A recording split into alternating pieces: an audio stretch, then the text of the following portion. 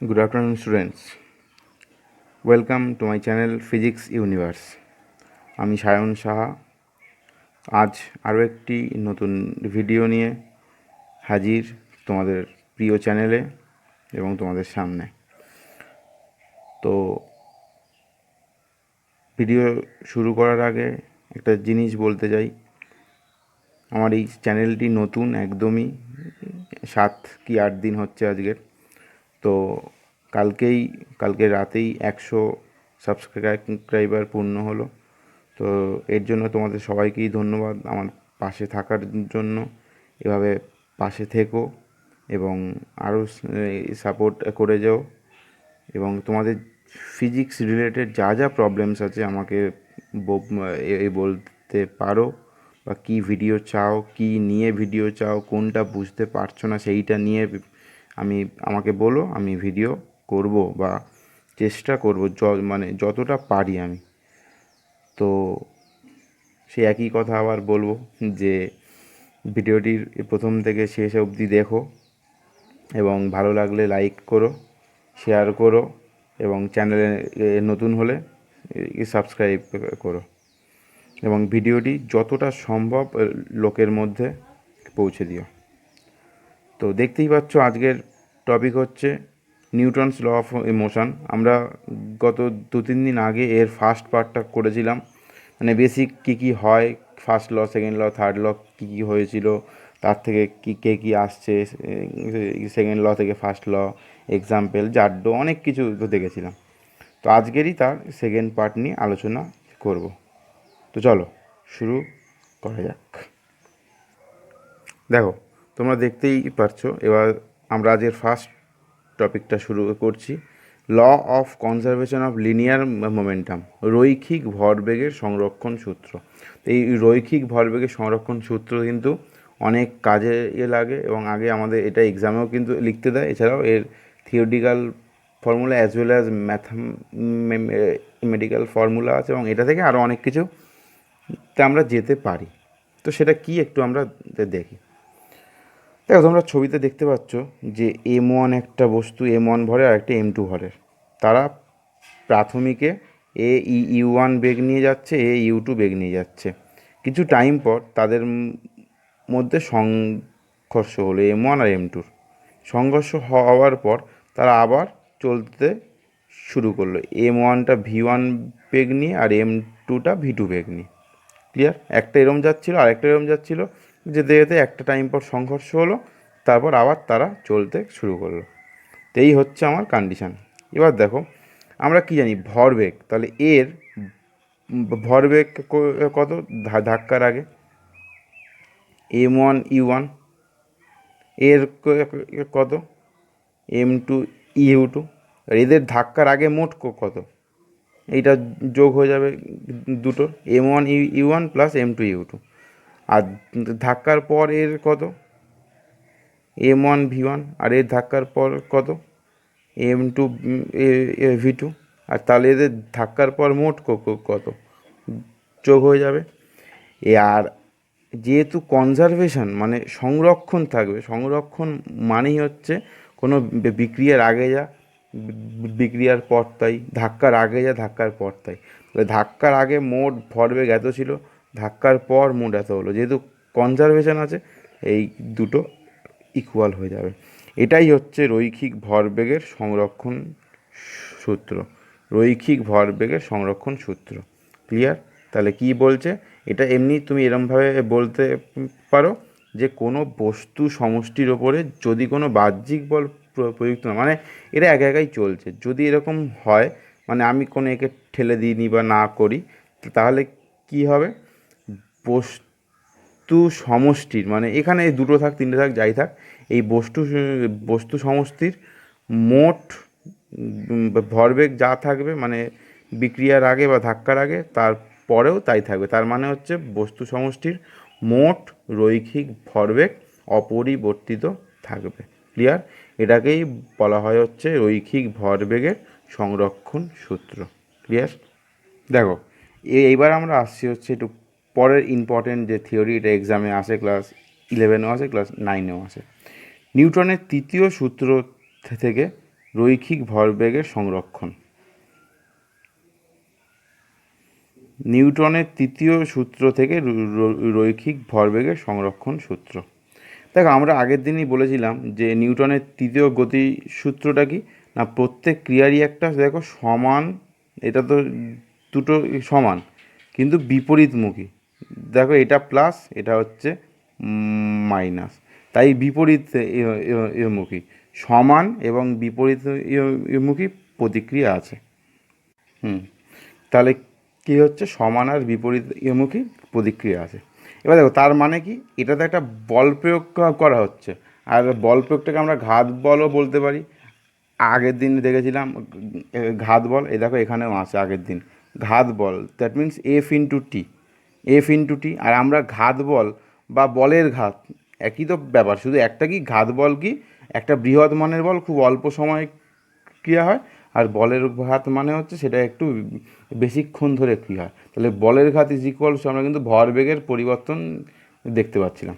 এবার আমি কি করলাম, যদি আমি এর ওপরে একটা বল প্রয়োগ করি বলের ঘাত, তাহলে কিন্তু এও কিন্তু আমাকে একটা ঠিক উল্টো একটা ঘাত বল মানে প্রয়োগ করবে, সেটা সমানই হবে। আমি ওর ওপরে যদি 10 ডাইন প্রয়োগ করি, ও আমার উপরে 10 ডাইন করবে, কিন্তু একটা যদি এদিকে হয় আর একটা এদিকে হবে। ক্লিয়ার?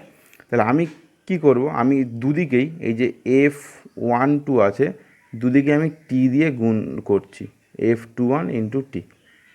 হ্যাঁ, আর এটা মানে কি F12 ইন্টু টি, এই মানেই হচ্ছে এটা বলের ঘাত। আর বলের ঘাত মানেই হচ্ছে কি, এই দেখো আগের দিনে আমরা পড়েছিলাম ভরবেগের পরিবর্তন, তার মানে হচ্ছে M V minus M U. তো তাহলে হচ্ছে এই প্রথম বস্তুর মানে যে কোনো একটা বস্তু, এখানে দেখো যদি তুমি M1 বস্তুর নাও, তাহলে এর অন্তিম বেগ কী V1, প্রাথমিক বেগ কী U1। তাহলে তুমি এটাকে কী বলতে পারো না, তুমি এটাকে বলতেই পারো যে ধরো F12 যে এটা আমরা M2 বস্তুর ক্ষেত্রে ধরছি, আর F21টা এটা আমরা M1 বস্তুর ক্ষেত্রে ধরছি। তোমার কোনো প্রবলেম নেই, তুমি এটাকে M1ও পাত্রে ধরতে, এটাকে M2ও পাত্রে ধরতে, তো নো প্রবলেম। আমি যদি এটাকে M2 জন্য ধরি, তাহলে ভরবেগের পরিবর্তন তো হবে, তার মানে কি M2টা M2ই থাকবে, ভরবেগের পরিবর্তন তার মানে কি অন্তিম বেগ মাইনাস প্রাথমিক বেগ।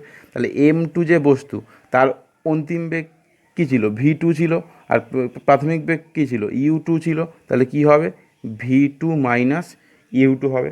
এটুকু ক্লিয়ার? V2 মাইনাস U2 হবে, আর এর সাথে একটা টি আছে, সাথে একটা টি আছে, তো টিটাকে আমি তো আর লিখবো না, কারণ এই F ইন্টু টি মানেই তো এইটা আসছিল।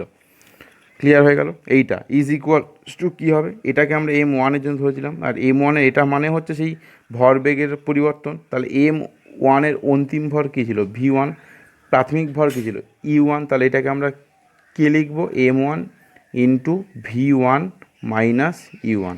ক্লিয়ার? তা তুমি দেখো এখান থেকে তুমি লিখতেই পারো, কিন্তু এর সামনে একটা মাইনাস ছিল, ওই জন্য এর সামনে একটা মাইনাস দিলাম। তাহলে তুমি এটাকে যদি ভাঙো, M2 V2 minus M2 U2 is equals to minus M1 V1, আর এই মাইনাসে মাইনাসে প্লাস হয়ে গিয়ে কী হবে M1 U1। ক্লিয়ার? এবার তুমি দেখো আস্তে করে, যেহেতু M2 এদিকে আছে, মানে ভিটাকে তুমি একদিকে নিয়ে যাও, এদিকে একটা ভি, এদিকে একটা ভি, এদিকে একটা ভি, এইদিকে একটা ভি, তাহলে এই ইউটাকে তুমি এদিকে নিয়ে যাও, এই ভিটাকে এদিকে নিয়ে যাও, তাহলে কী আসছে দেখো M1 V1 plus M2 V2 is equals two M1 U1 plus M2 U2। এটাই তো আসছে। তো এটাকে তুমি একটু ঘুরিয়ে রেখো, তাহলে কী হবে M1 U1 plus M2 U2 is equals two M1 V1 plus M2 V2। এটা এসছে। আর এটাই দেখো একটু আগে আমরা করলাম হচ্ছে রৈখিক ভরবেগের সংরক্ষণ সূত্র। তাহলে আমরা বলতে পারি নিউটনের তৃতীয় গতিসূত্র থেকে রৈখিক ভরবেগের সংরক্ষণ সূত্র আনা যায়। ক্লিয়ার? এরমভাবে আনা যায়। আশা করি বোঝা গেছে। যদি না যায় তাও আমাকে কিন্তু বলতে পারো কমেন্ট করে। ক্লিয়ার? দেখো এইবার আমরা করব হচ্ছে ভরবেগের সংরক্ষণ সূত্র থেকে নিউটনের তৃতীয় সূত্র। ভরবেগের সংরক্ষণ সূত্র থেকে নিউটনের তৃতীয় সূত্র। আগেরটা যা এসেছিলাম এটা তার উল্টোভাবেও করা যেত, এটা কিন্তু এইটা থেকে স্টার্ট করেও এখানে অবধি আসা যেত, তো আমি ওটা করিনি। তোমরা ওইভাবে বাড়িতে ট্রাই করবে, আমি একটা অন্যভাবে করিয়ে দিচ্ছি, তোমরা বাড়িতে এইটা থেকে এইখানে আসবে। আমরা একটু আগে এইটা থেকে এটায় আসলাম, তোমরা এইটা থেকে ওটায় যাবে। আর আমি একটা অন্যভাবে করে দিচ্ছি। দেখো আমরা জানি সবাই ভরবেগ মানে হচ্ছে এম ইন্টু ভি হয়। তো আমি ধরলাম এই বস্তুটা, এটা হচ্ছে 1 নাম্বার বস্তু আর এটা হচ্ছে 2 নাম্বার বস্তু। এটা সংঘর্ষের আগে এর ভরবেগ ছিল হচ্ছে P1 আর এর সংঘর্ষের আগে ছিল হচ্ছে P2। সংঘর্ষ হলো, তারপর এটা হচ্ছে 1 নাম্বার, এটা 2 নাম্বার। তো সংঘর্ষের পর এ হচ্ছে P1 প্রাইম আর এর হচ্ছে P2 প্রাইম। ক্লিয়ার? তাহলে কি হবে, আমরা কি জেনেছিলাম যে P1 plus P2 is equals two P1 prime plus P2 prime, কারণ যেহেতু একই হয় এই সংরক্ষণ সূত্র, এইটা প্লাস এটা ইজ ইকুয়ালস টু এইটা প্লাস এইটা, তাই করলাম। এবার দেখো ওয়ানগুলোকে আমরা একই দিকে নিয়ে যাব। এখান থেকে কি করলাম, P1 prime minus P1 is equals two P2 minus P2 prime. Clear? কিচ্ছু করিনি, জাস্ট এইটাকে এখানে এনেছি আর এটাকে এবারে নিয়ে গেছি। তবে এই স্টেপটাকে ভাঙলে আমরা এই স্টেপটাও পেতে পারি, P1 প্রাইম মাইনাস P1, একটা যদি মাইনাস কমন নিই তাহলে কী হয়, P2 প্রাইম মাইনাস P2। এইখান থেকে জাস্ট একটা মাইনাস কমন নিয়েছি, তাই এইটা এসছে।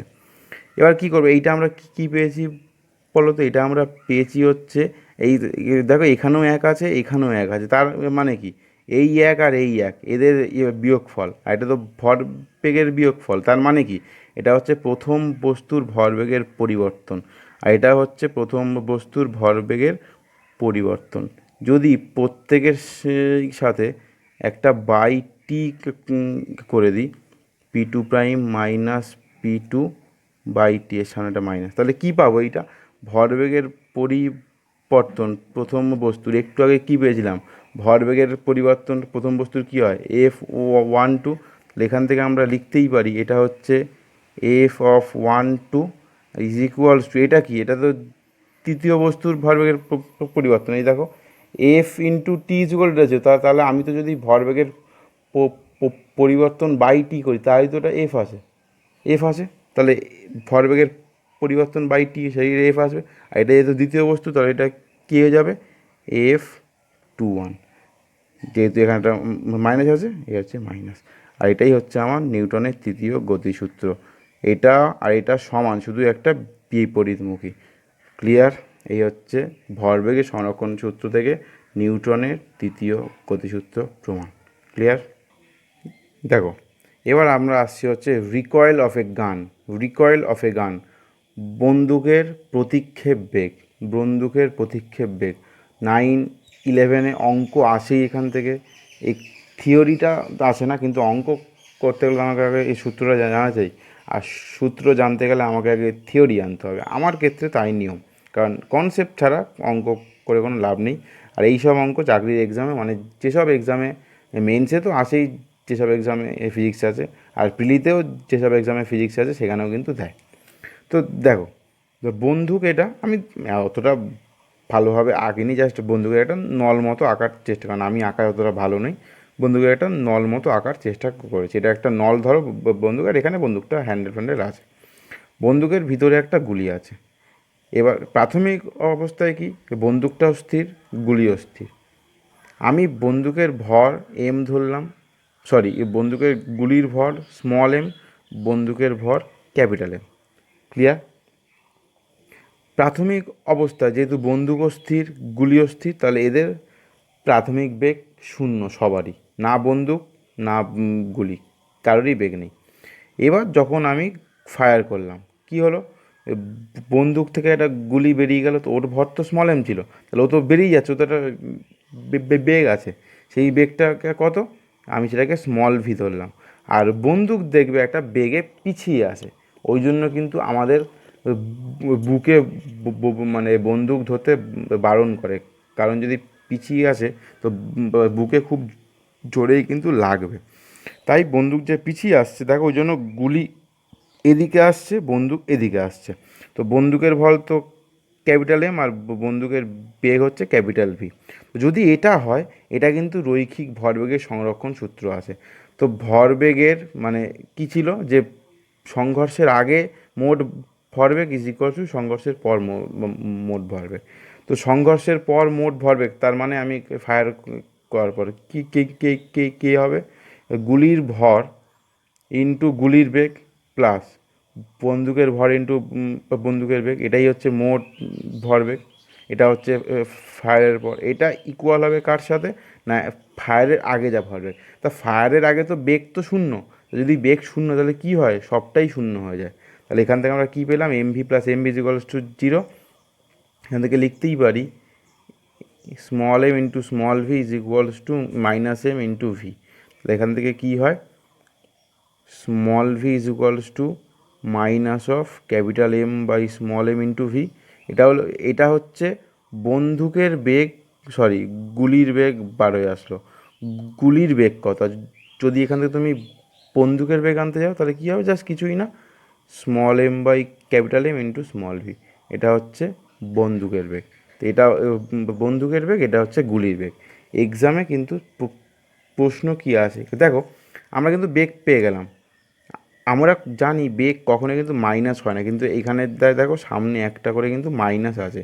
তো বেগ কিন্তু কখনোই মাইনাস হয় না। তাহলে এই মাইনাসটা কী বোঝাচ্ছে, এই মাইনাসটা বোঝাচ্ছে যদি এটা ধরি, তো এটা হচ্ছে গুলির বেগ। তো গুলি যেদিকে যাচ্ছে বন্দুক তার উল্টো দিকে যাচ্ছে, এটাই বোঝাচ্ছে। আর যদি এটা ধরি, বন্দুক যেদিকে যাচ্ছে গুলি তার উল্টো দিকে যাচ্ছে, এটাই বোঝায়। তো ক্লিয়ার। অনেক সময় কিন্তু এক্সামে দেয় যে বন্দুকের পদক্ষেপ বেগের ওখানে বা এই ইকুয়েশনটা দিয়ে দিয়ে বলবে এখানে মাইনাস চিহ্নটি কী বোঝায়। ক্লিয়ার। চলো দেখো একটা এক্সাম্পল, সবসময় থিওরির পর একটা করে এক্সাম্পল করাটা ভালো।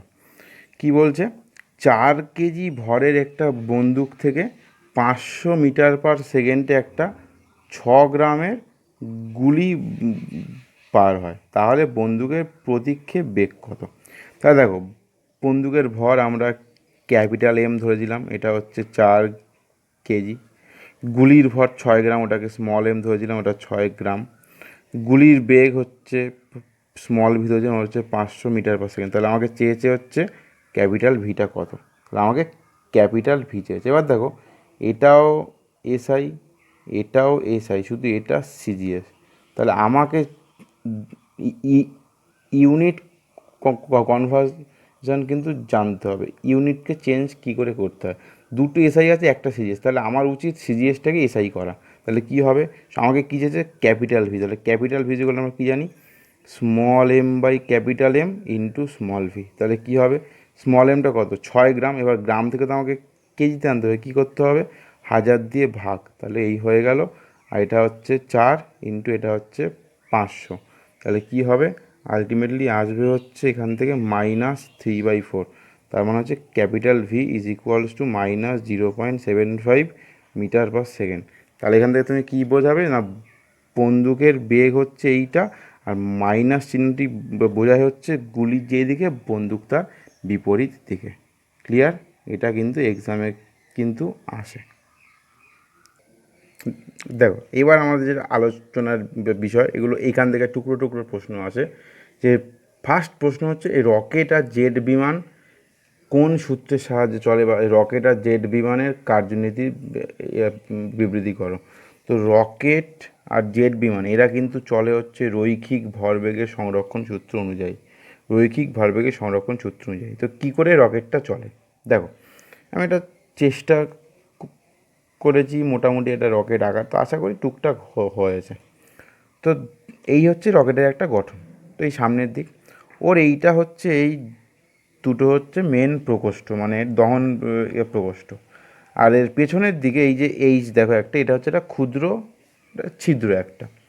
এখান থেকে কি হয় না, এই যে দহন প্রকোষ্ঠ আছে, এখানে আমরা জ্বালানি নিই। তো এই রকেটের জ্বালানি হিসেবে কী ব্যবহার করা হয়, তরল অক্সিজেন। তরল অক্সিজেন ব্যবহার করা হয়।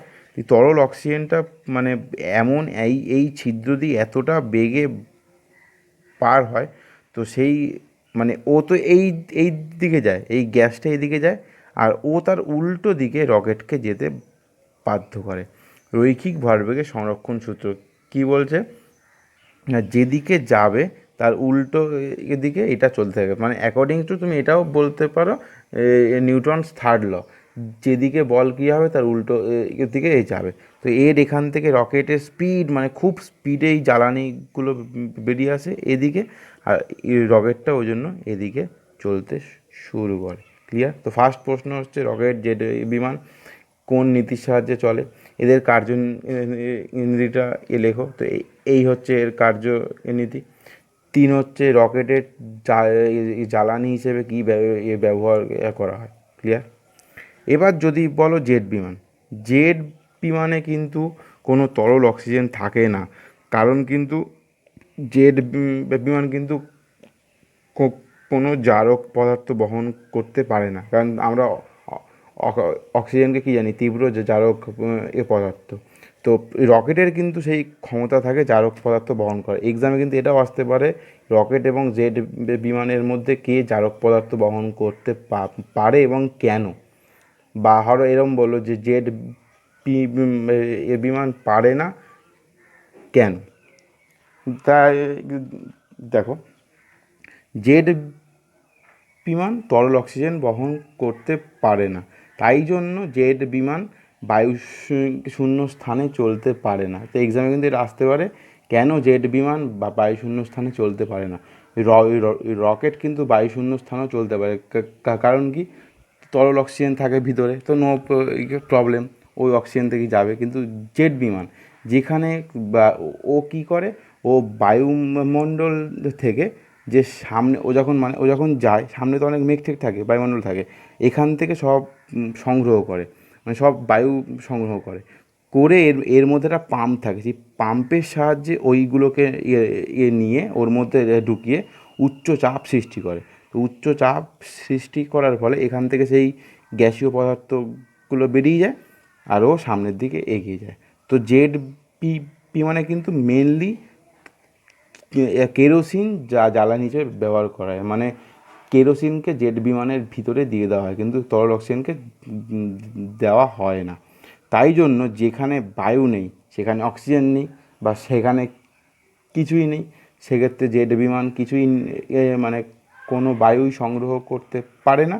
তাই বায়ুশূন্য স্থানে জেট বিমান চলতে পারে না, কিন্তু রকেট পারে। কারণ কেন, এই রকেটের ভিতরেই তরল অক্সিজেন থাকে। ক্লিয়ার? দেখো, এবার হচ্ছে reaction in a moving lift, চলন্ত লিফটে কী প্রতিক্রিয়া হয় সেটা আমরা দেখব। তার আগে আসবো হচ্ছে অ্যাপারেন্ট ওয়েট। অ্যাপারেন্ট ওয়েট কাকে বলে, বা অ্যাপারেন্ট ওয়েট কী, আপাত ওজন কাকে বলে। দেখো, আপাত ওজনের কনসেপ্টটা আমি একটু বলে দিই। ধরলাম এখানে একটা লোক দাঁড়িয়ে আছে, একটা লোক বা একটা বস্তু, যে কোনো বস্তুর ওজন তার নিচের দিকে ক্রিয়া করে। তো তার ভর যদি এম হয়, অভিকর্ষ ত্বরণ জি হলে ওজন সবসময় নিচের দিকে ক্রিয়া করে। আর যেহেতু সেই নিচের দিকে ওজনটা ক্রিয়া করছে, তো ঠিক ঊর্ধ্বমুখী তার উপরে একটা প্রতিক্রিয়া বল বা লম্ব বলও ক্রিয়া করবে। সে যদি দাঁড়িয়ে থাকে, তার উপরে একটা লম্ব বলও ক্রিয়া করবে, সেটা হচ্ছে এন। তাহলে আমরা এখান থেকে বলতেই পারি, মানে যেহেতু লম্ব বলটা ক্রিয়া করছে বলেই সে তার নিজের অনুভবটাকে ওজন করছে, তাহলে N is equals two MG আমরা বলতেই পারি। একটা লোকের ভর মানে ওজন তার নিচের দিকে ক্রিয়া করছে, আর অ্যাট এ সেম টাইম তার উপরে একটা লম্ব বল মানে প্রতিক্রিয়া বল ওপরের দিকে ক্রিয়া করছে। তাহলে দুটোর ক্রিয়ারেখাই তো সমান, এদিকে একই বিন্দু, আমরা বলতেই পারি N is equals two MG. তার মানে হচ্ছে এনটা থাকার জন্যই একটা মানুষ তার ওজনটা অনুভব করছে। যদি এনটা না থাকে, তাহলেই সে নিজেকে আর ওজন শূন্য মনে করবে, তার মানে হচ্ছে ভর শূন্য মনে করবে। তো এই এই এই যে কেস, এটা কখন হয় তুমি দেখবে, একটা উঁচু পাঁচিল থেকে একটু ধরো অনেকটাই উঁচু, সেখান থেকে যখন তুমি হুট করে যদি লাফ দাও, ঠিক ধরো এইটা হচ্ছে পাঁচিল আর এটা হচ্ছে মাটি, তো লাফ দেওয়ার ঠিক আগের মুহূর্ত পর্যন্ত তুমি নিজেকে কিন্তু ভর শূন্য বা ওজন শূন্য মনে করবে। যেই তুমি মাটিতে পড়বে, তোমার উপরে একটা লম্ব বল ক্রিয়া হবে আর তলায় একটা ওজন ক্রিয়া হবে, তাই জন্য কিন্তু তোমার খুব লাগে। কিন্তু তার আগে অবধি কিন্তু তোমার কোনো লাগছিল না, কারণ কি, তোমার ওপরে ওই কোনো লম্ব বলটা ক্রিয়া হচ্ছিল না, তাই তুমি নিজেকে ওজন শূন্য মনে করছিলে। তো ঠিক সেই রকমই একটা যদি লিফট উলম্ব দিকে, তার মানে হচ্ছে মানে লম্বভাবে, এইটাকে বলে হচ্ছে আনুভূমিক আর এইটাকে বলে হচ্ছে উলম্ব। তো লিফট তো আর এইরকম এরকম যায় না, লিফট এইরকম এরকমই যায়। তো এইরকম যদি উলম্বভাবে লিফটটা যাতায়াত করে, তো এর এই প্রতিক্রিয়ার তারতম্যের জন্য এই একটাই বস্তুর বিভিন্ন ওজন সে বিভিন্ন সময় মনে করে। একবার ভাবে তার ওজন অনেক বেশি, একবার ভাবে ওজন কম। তো এই যে ওজনের যে বিভিন্ন তারতম্য, এই যে অনুভূত ওজন কখনো কম মনে হয়, কখনো বেশি মনে হয়, এইটাকেই বলা হয় হচ্ছে আপাত ওজন বা অ্যাপারেন্ট ওয়েট। আপাত ওজন বা অ্যাপারেন্ট ওয়েট। ক্লিয়ার? দেখো, একটা বস্তু আছেই, এর ওপরে সবসময় একটা নিম্নমুখী বল ক্রিয়া হয়, মানে ওজন ওটা এমজি। সেই বস্তুটার ভর যদি এম আর অভিকর্ষ ত্বরণ যদি জি হয়, তো সবসময় এই নিম্নমুখী যে বলটা হয় সেটা হচ্ছে এমজি, আর ঊর্ধ্বমুখী একটা লম্ব বল থাকে সেটা হচ্ছে স্মল এন। ক্লিয়ার? এবারে যদি আমাদের একটা লব্ধি বল বার করতে হয়, লব্ধি বল, লব্ধি বল মানে কি, যদি দুটো একই দিকে থাকে তাহলে যোগ হয়, আর যদি দুটো বিপরীত দিকে থাকে তাহলে বিয়োগ হয়, একই সেই হিসেবে, মানে এইখানে। তো যদি বলে ঊর্ধ্বমুখী লব্ধি বল, মানে ঊর্ধ্বমুখী লব্ধি বল, তাহলে নিশ্চয়ই আমাকে ওপরে ওঠাতে হবে, আর ওপরে ওঠাতে হবে মানেই এইটা নিশ্চয়ই বড় হবে এইটার থেকে। যদি আমার তো ওপরে উঠছে, যদি এটা বড় না হয় তাহলে তো এ উঠবে না, এ যদি বেশি হয় তাহলে তো সে এ নিচেই নামবে সবসময়। তাহলে যদি ঊর্ধ্বমুখী বলটা হয়, সেটাকে আমরা যদি এফ ধরি, তাহলে এফ সমান আমরা কী লিখতে পারি, এন মাইনাস এমজি। এটা কিন্তু আমরা এফ সমান লিখতে পারি। আবার আমরা কি জানি, এফ ইজ ইকুয়ালস টু কিন্তু আমরা এম এও জানি। এই দুটো নিয়ে এইবার আমরা বিভিন্ন কেস করব। ক্লিয়ার? তো চলো, ফার্স্ট কেস কি বলছে, যদি বলে একটা লিফট এ ত্বরণ নিয়ে ওপরে উঠছে, একটা লিফট এ ত্বরণ নিয়ে ওপরে উঠছে, তাহলে কি বলবো, লিফটটা তো ওপরে উঠছে, তাহলে নিশ্চয়ই এই বলটাই হবে। তাহলে কি হবে, N minus M G is equals to M A. Clear? তাহলে এখান থেকে আমি বলতেই পারি এন ইজ ইকুয়ালস টু, যদি এম কমন নাও, এ প্লাস জি। দেখো, N is equals to A plus G. তাহলে আমি এখান থেকে বলতেই পারি, এইটাকেই তো আমরা আপাত ওজন বলছিলাম, এটাকেই তো আমরা আপাত ওজন বলছিলাম, মানে এখান থেকে আমরা এটা তো বলতেই পারি M A plus M G. তাহলে এ লোকটা আমরা ফার্স্টে কী দেখছিলাম, এইটার জন্যই সে আসল ওজনটা অনুভব করছে, কিন্তু এইখানে তার তো আসল ওজন আছেই, প্লাস একটা এই ওজনও আছে। তাহলে আমরা কি কি বলবো, যখন কোনো একটা লিফট এ ত্বরণ নিয়ে ওপরে ওঠে, তখন বস্তু নিজেকে অপেক্ষাকৃত ভারী মনে করে। এই তার প্রকৃত ওজন ছিল, তার সাথে আরও একটা ওজন এই যোগ হচ্ছে, তার মানে কি, দুই ছিল এখন তিন হচ্ছে, তাহলে সে নিজেকে অপেক্ষাকৃত ভারী মনে করবে। এক্সামে কিন্তু আসে, কখন একটা বস্তু নিজেকে অপেক্ষাকৃত ভারী মনে করবে। বিভিন্ন এক্সামে, চাকরির পরীক্ষা আছে, ক্লাস 9-এও আছে, ক্লাস 11-এও আছে। ক্লিয়ার? এইবার দেখো, এবার হচ্ছে কেস টু। কেস টুতে কী বলছে, ওটা আমরা দেখেছিলাম লিফটটা এ ত্বরণ নিয়ে উঠছে, এবার এটা দেখবো হচ্ছে লিফটটা এ ত্বরণ নিয়ে নামছে। তাহলে কী হবে, যদি নামে, তাহলে নিশ্চয়ই এইটা বড় হবে, কারণ নামছে তো সে, নামলে এটা তো নিশ্চয়ই বড় হবে এইটার থেকে।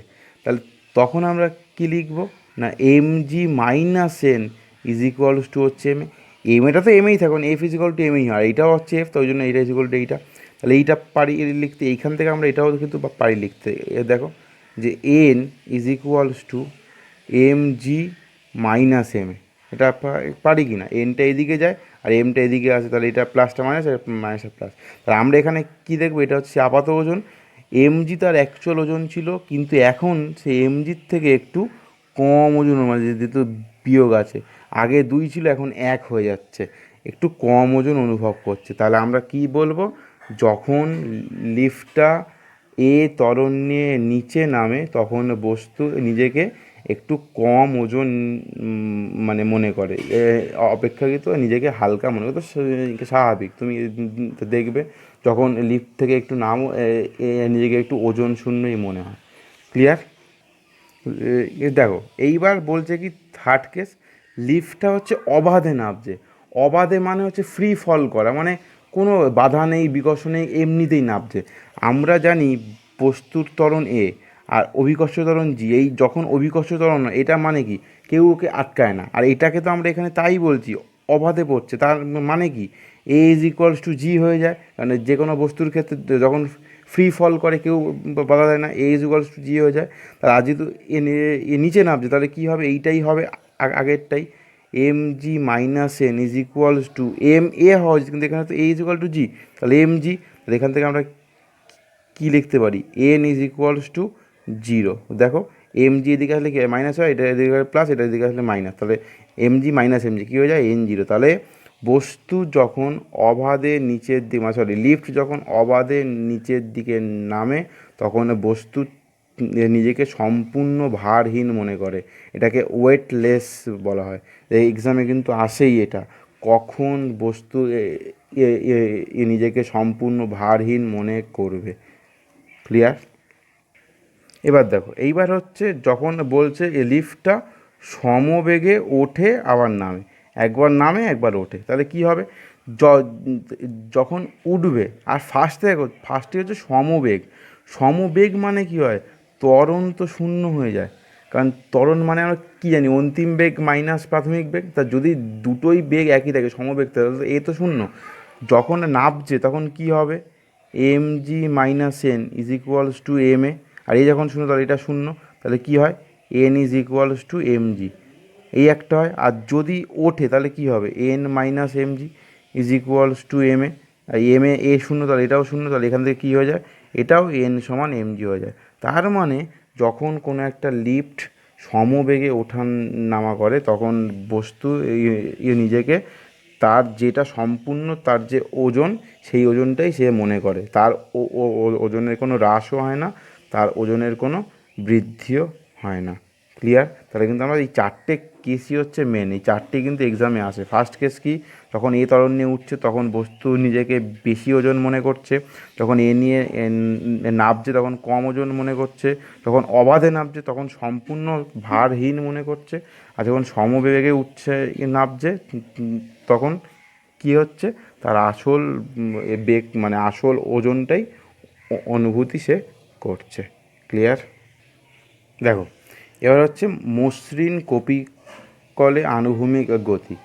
এটাকে মসৃণ কপিকল আছে, একটা বস্তুর আনুভূমিক, আমি বলেছিলাম আনুভূমিক মানে হচ্ছে এদিকে আর উলম্ব মানে হচ্ছে এদিকে, তাহলে আনুভূমিক গতি। তো আমি একটা বস্তু এখানে রেখেছি, এটা ধরো বস্তু, এর ভর হচ্ছে স্মল এ। ক্লিয়ার? এবার কি করব, আমি এটাকে গতিশীল করব, তো এমনি এমনি তো গতিশীল হয় না, আমি একে একটা কপিকলের সাথে সুতো দিয়ে বাঁধলাম, বেঁধে এর আরেক প্রান্তে আরেকটা ক্যাপিটাল এম ভরের একটা বস্তু ঝুলিয়ে দিলাম। এবার যদি ক্যাপিটাল এম ভরের বস্তু ঝুলিয়ে দিতে, তো এ তো নিশ্চয়ই এটা নিচে নামবে, আর কত ওজন ক্রিয়া করবে, এই এমজি ওজন ক্রিয়া করবে, কারণ ওজন সবসময় এই নিচে ক্রিয়া হয়, তাহলে এই এমজি ওজন ক্রিয়া করবে, আর যেই এই এমজি ওজন ক্রিয়া করবে এও তখন এদিকে আস্তে আস্তে সরে আসবে, তাহলে তার টান এটাকে আমরা টি ধরেছি, মানে টেনশন, টানের ইংলিশ হচ্ছে টেনশন, এই টেনশানটা এইদিকে ক্রিয়া করবে, বস্তু এদিকে সরে আসবে, আর এদিকে নামবে। আর যেদিকে সে নামে, আমরা একটু আগেই বললাম তার লম্ব বল উল্টোর দিকে ক্রিয়া করে, তার এইটা যদি তার লম্ব বল সেটাকে আমরা টান হিসেবেই ধরলাম, তো সে এদিকে ক্রিয়া করবে। তো এই রকম নড়াচড়া হওয়ার ফলে নিশ্চয়ই এদের দুজনের একটা ত্বরণ হবে, আমি ধরলাম দুজনেরই ত্বরণ হচ্ছে স্মল এ, একই ত্বরণ। যদি এইটা হয়, দুটো ইকুয়েশন এখানে আছে। ফার্স্ট বস্তুর ক্ষেত্রে একটা ইকুয়েশন আছে কি না, টি ইজ ইকুয়ালস টু একটা হচ্ছে এম এ, একটা ওজন, কারণ টি এদিকে ক্রিয়া করছে আর এও তার এদিকে আসছে ফোর্স, এখানে তো একটাই ফোর্স ক্রিয়া করছে, তা ফোর্স মানে আমরা কী জানি এ, আর সেই ফোর্সটি এখানে টান হিসেবে আসছে, তাহলে টি is equal two M A. আর যদি বি বস্তুর ওজন আমরা দেখি, বি বস্তুর আলটিমেটলি ওজন কত, এটা তো নিম্নমুখী, তো কারণ এই তো নামছে। আমরা এক্ষুনি লিফটে দেখেছিলাম এ নিম্নমুখী হলে এইটা বেশি হয়, তাহলে M G minus T is equals to হচ্ছে এম এ। এটা আমরা পাই M G minus T is equals to হচ্ছে এম এ, এটা পাই। এবার দেখো যদি এখান থেকে আসে, তো আমরা এবার এখানে হচ্ছে এটা ক্যাপিটাল এম হবে, ক্যাপিটাল এম, যেহেতু এটা এই বস্তুর জন্য যেটা ক্যাপিটাল এম, তাহলে এখান থেকে আমরা কী লিখতে পারি, M G is equals to T plus capital M two A. আর এখানে আবার T is equal to small M A জানি, তাহলে এখান থেকে আমরা কী লিখতে পারি, M G is equals to small M A plus capital M A. তাহলে এখান থেকে আমরা কী কী কী লিখতে পারি, দেখো এ ইজ ইকুয়ালস টু হচ্ছে capital M by small M plus capital M into G. এই হচ্ছে কোনো বস্তুর ত্বরণ, কোনো একটা মসৃণ কপিকলে আনুভূমিক গতির ক্ষেত্রে বস্তুর ত্বরণ হয় এইটা এ। এবার যদি ত্বরণ এটা, তাহলে আমাকে তো টান বার করতে হবে, তাহলে টান ইজ ইকুয়াল টু কী হয়, এম ইন্টু এ। তাহলে এম ইন্টু এ যদি হয় তাহলে কী হবে, M into N by M plus N into G. এটা হচ্ছে সেই বস্তুর টান। ক্লিয়ার? এটা হচ্ছে সেই বস্তুর টান। আসলো তো এক্সামে কিন্তু এই নিয়ে কিন্তু থিওরি দেয়, থিওরিটা দেওয়া যাবে হচ্ছে কোনো একটা আনুভূমিক গতির ক্ষেত্রে সেই বস্তুর ত্বরণ আর টান নির্ণয় করো, তো এটা কিন্তু হয়, এখান থেকে কিন্তু অঙ্ক আসে। ক্লিয়ার? থিওরি এইটা জানলে কিন্তু অঙ্ক সব করা সম্ভব, থিওরি না জানলে কিন্তু অঙ্ক করা সম্ভব নয়।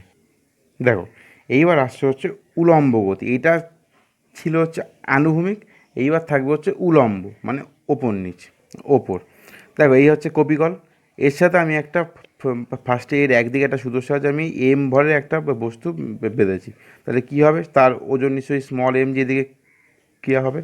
এবার আমি এটাকে ওপরে তুলব, আমার প্ল্যান হচ্ছে এইটাকে আস্তে আস্তে ওপরে তোলা, তাহলে নিশ্চয়ই যদি ওপরে তুলি তাহলে তার এইটা বেশি হবে এইটার থেকে, হ্যাঁ কি না? যদি সে ওপরে ওঠে তাহলে নিশ্চয়ই এইটা যদি বেশি না হয় এটার থেকে, তাহলে তো এই ওপরে উঠবে না। তাহলে এই প্রথম বস্তুর ক্ষেত্রে আমি এটাকে ওপরে তুলব, আর এটাকে ওপরে তোলার জন্য আমি এই কপিকলের আরেকটা প্রান্তে একটা ভারী ভরে, তাহলে আমরা এখান থেকে কিন্তু বলতেই পারি ক্যাপিটাল এম গ্রেটার দেন হচ্ছে স্মল এম, একটা ভারী ভরের একটা বস্তু বাঁধলাম যার ওজন এটাও নিচের দিকে ক্রিয়া করে, ওজন সবসময় নিচের দিকে ক্রিয়া করে। ক্লিয়ার? তাহলে আমরা এখান থেকে বলতেই পারি capital M is equal greater than small M. তাহলে যেহেতু এটা নিচে নামছে, তাহলে এইটার ক্ষেত্রে নিশ্চয়ই এই এম জিটা এটার থেকে বড়, তাই জন্য এটা নামছে। তাহলে আমরা বলতে পারি বি বস্তুর ক্ষেত্রে capital M G minus T is equals to capital M A, এটা হচ্ছে বি এর ক্ষেত্রে। আর যদি এর ক্ষেত্রে তো উপরে উঠছে, তাহলে নিশ্চয়ই এইটা এর থেকে বড়, তাহলে এর ক্ষেত্রে কী হবে, T minus M G is equals to হচ্ছে এম এ, এটা হচ্ছে এর ক্ষেত্রে। ক্লিয়ার? হ্যাঁ কি না? এবার কি করব না, দুটোর টি এর মানটাকে ইকুয়াল করবো, এইটা থেকে যদি টি এর মান ইকুয়াল করি কি হবে, হবে হচ্ছে এম জি মাইনাস এম এ। আবার এটা থেকে যদি টি এর মান ইকুয়াল করি কি হবে, M A plus M G. তাহলে দেখো এইটা আবার এইটা ইজ ইকুয়াল টু এইটা হয়ে যায়, তাহলে এইটা থেকে আমি যদি এম নি কমন বা বাদ দাও, এই দুটো আসছে, এবার আমাকে কী বার করতে হবে, আমাকে তো এ বার করতে হবে, মানে ত্বরণ বার করতে হবে। তাহলে দেখো M G minus M A is equals to M A plus M G, তাহলে যত এ আছে সব একদিকে আনবো, এটাকে ওদিকে নিয়ে যাবো, কী হবে, এ কমন যায়, গিয়ে কী হয়ে যায়, small M plus capital M, আর এই জিটাকে এদিকে আনবো, আনলে কী হয়ে যায়, মাইনাস হয়, এইটা আসে। তাহলে এখান থেকে এ ইজ ইকুয়াল টু কী পাই, এ ইজ ইকুয়ালস টু আসে হচ্ছে M minus M by M plus M into G. Clear? M minus M by M plus M into G, এইটা কিন্তু আসে হচ্ছে বস্তুর ত্বরণ। তাহলে কিন্তু আমরা এখান থেকে আরামসেই বুঝতে পারি যে এ লেস দেন হচ্ছে জি, কারণ এটা তো এর থেকে বড়, তাহলে এদের বিয়োগফলের থেকে নিশ্চয়ই এইটা বড়, তাহলে ওপরের থেকে নিচ বড়, আর যদি ওপরের থেকে নিচ বড় হয় নিশ্চয়ই এর থেকে জি বড় হবে। ক্লিয়ার? এটা আমরা ত্বরণ পেয়ে গেলাম। আর যদি লাস্ট টার্ন বার করতে হয় তো টার্ন ইজ ইকুয়াল টু আমরা পেয়ে গেছি যে কোনো একটা। তো আমি এটাতেই বসালাম এম জি মাইনাস এম, আর এর জায়গায় কী হবে M minus M by M plus M into G. Clear? এখান থেকে আবার করলে টার্নটা বেরিয়ে যাবে। তাহলে এই হলো আমাদের কিন্তু পড়া, আজকের আমাদের পড়া কিন্তু এই মোটামুটি ইকুয়েশান নিয়ে ছিল, অনেক ইকুয়েশান নিয়ে। কোনো বস্তুর উলম্ব গতি, মসৃণ কবিকলের সাহায্যে তার আনুভূমিক গতি, এখান থেকে কিন্তু থিওরি দেয়, অঙ্কও কিন্তু দেয়। আর কি পড়লাম? আর পড়লাম হচ্ছে এ রিকয়েল অফ এ গান, মানে বন্দুকের প্রতিক্ষেপে কী হবে একটা এক্সাম্পল দেখলাম। রকেট আর জেট বিমান কী পদ্ধতিতে চলে, কোন নীতিতে চলে, কী কী থাকে তার মধ্যে, কেন পারে না। এরপরে কী দেখলাম, একটা লিফট ওপর নিচ নামলে কী হয়, অবাধে নামলে কী হয়, এই নামলে কী হয়, এটা বস্তুর আপাত ওজন কী, কী করে অনুভব করে, এইগুলো আমরা দেখলাম। আর দেখলাম হচ্ছে এই একদম ফার্স্ট থেকে যে কনজারভেশন অফ লিনিয়ার মোমেন্টাম কী, তৃতীয় থেকে কনজারভেশন থেকে তৃতীয়, এইগুলো আমরা আজকে আসলাম। তো এই ছিল আজকের আমাদের ক্লাস। তো তোমরা কমেন্ট করে জানিও কেমন লাগলো। আশা করি ভালোই লেগেছে, অসুবিধে খুব একটা হয়নি। তো তাও যদি অসুবিধে হয় কমেন্টে জানাতে পারো, এছাড়াও আমাকে ফোন করেও বলতে পারো। যেহেতু এখন আমার অফলাইন ব্যাচগুলো সব বন্ধ আছে, সোনারপুর, বারুইপুর, বাসন্তী, সেক্ষেত্রে এখন অনলাইনই ভরসা। তোমরা জানিও এরপর কী ভিডিও চাও, কোন টপিকটা নিয়ে চাও, সে যে কোনো ক্ষেত্রে ক্লাস 9 to 12 ওদিকে জব এক্সামের যে কোনো কী নিয়ে চাও। তো যদি ভিডিওটি ভালো লেগে থাকে একটি লাইক করে দিও, শেয়ার করে দিও খুব। আর চ্যানেলে নতুন হলে সাবস্ক্রাইব করে দিও। তো দেখা হচ্ছে নেক্সট ভিডিওতে। Good night.